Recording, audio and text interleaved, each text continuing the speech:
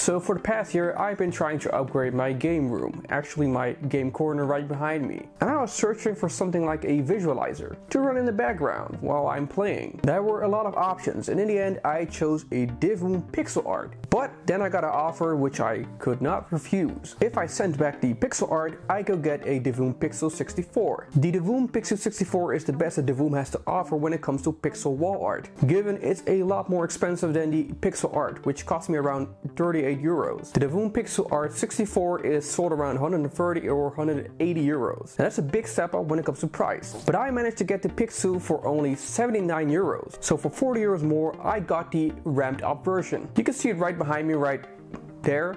And in this video, I will show you my honest opinion about the Divoom Pixoo 64. Compared to the pixel art, this Pixoo 64 is a tad larger. It comes in a shiny box with nothing more than a frame, a manual, a USB-C cable, and some screws. There's the possibility to set the Pixoo on your desk with a stand. The manual is so short, consisting of 2 pages in English, that it's not even mentioned on how to do it. Upon closer inspection and some fiddling, I managed to get the stand in there. For my daily use, it hangs above my arcade cabinet on the wall, but for demonstration purposes, I will show you both methods. In contrast to the Pixoo art, this 64 model does not have a built-in battery. I was pretty disappointed in this, as it stated nowhere. I had to find out on a sketchy forum that it runs on a direct power feed through the supplied USB-C cable. The USB port insert is a bit narrow thanks to the design and requires some effort. Same goes for the micro SD slot, which is best removed with a sharp object. The SD card holds all your downloaded animations from the Divoom app. More on that later. You can connect it to whatever power source, as long as it supplies enough power. If not, you will get this message. To be honest, you ignore this message, as after 10 seconds or so, it will still function normally. If you have a power bank, the Divoom will work by just plugging it in. My experience is that the frame itself doesn't drain much power and can suffice more than a few hours on a single 10,000 mAh load. I tend to connect the frame to the back of the USB slot of my arcade cabinet so they both power up together. The frame needs some boot up time, as you can see, but when done, it displays splendid pixel images of artwork. If you haven't uploaded images yet, it will show you random stock images that are located on the frame. Now the real power lies in the Divoom app, and namely in the Divoom community, which consists of professional pixel artists as well as amateur ones. If you are familiar with DeviantArt, it's roughly in the same classes and skills. When you found an animation that you like, you can either save it to your phone directly, to your private Divoom gallery, or directly upload it to your frame. It is then placed in last of order, which annoys me a bit.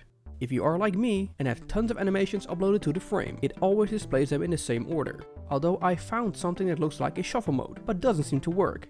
The Divoom app in general is an okay app. It could use some work in its general user interface and intuitive purpose. My main gripe is that you can't upload animations in bulk to the frame. You have to manually tap on each animation, then choose upload. There's no multi-select tool, which could have saved a lot of time. I recommend going to the Expert tab on the top of the app, as these have the best animations of the community in order. On top, you'll find its search engine, which works half of the time. It works with hashtags, and if an artist didn't include those, they won't show up. It pays off to search manually through all the animations in the community, but takes a lot of time and effort to find specific gems. On a quick note, a lot of Divoom users seem to steal each other's artwork and claim them as their own. I even saw some pixel artwork from renowned pixel artist Paul Robertson being uploaded and claimed as original. There is a report option, but I don't know what Divoom does with these claims. There are some other options with the Pixoo 64. If you are into social media and cryptocurrency, there are visualizers for that. I find the YouTube subscriber and view count funny for about 10 seconds. Another one is the COVID-19 worldwide death stat, as well as infected stat. Great. Next to that, you have other visualizers that show stats and rankings like a Twitter, Twitch, Apex Legends, Bitcoins, Overwatch, and more game-related stuff. You can also show the current time in different designs.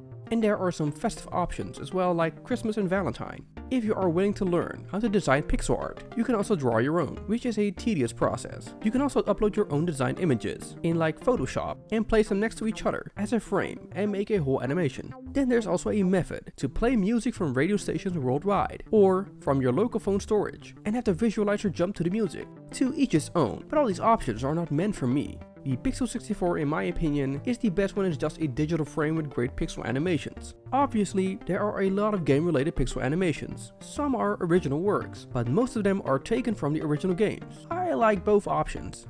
The Divoom Pixoo 64 is pure an aesthetic device. If you grew up in the 80s and 90s and enjoy gaming, this is a serious no-brainer, if you can get it for a good price. It looks amazing, the animations are fun to watch, and the screen quality is fantastic. The frame itself is just a black frame, and it doesn't need to be any more. I found in the manual that there is also a microphone option at the bottom of the frame, but I can't find any use or purpose for it. The only limitation is the Divoom app itself. It runs on its users' content, and as long as they are willing to invest in pixel art, Divoom products will happily live on. The app itself is a driving force, however, and needs some work on some basic functionality to make it comfortable to work with. There are too much bloated options like being able to chat with users. I don't really care, and I reckon no one else does. If Divoom would focus on restructuring the app, strip it of its bloated features, and implement core basics which make it more intuitive, it will be a win-win for the users, as well as the community. I want to thank you for watching this video. If you liked it, a thumbs up would be appreciated. I make more and similar videos. You can watch them through the playlist, and to be notified, a subscribe would be awesome. And hopefully I'll see you on the next video.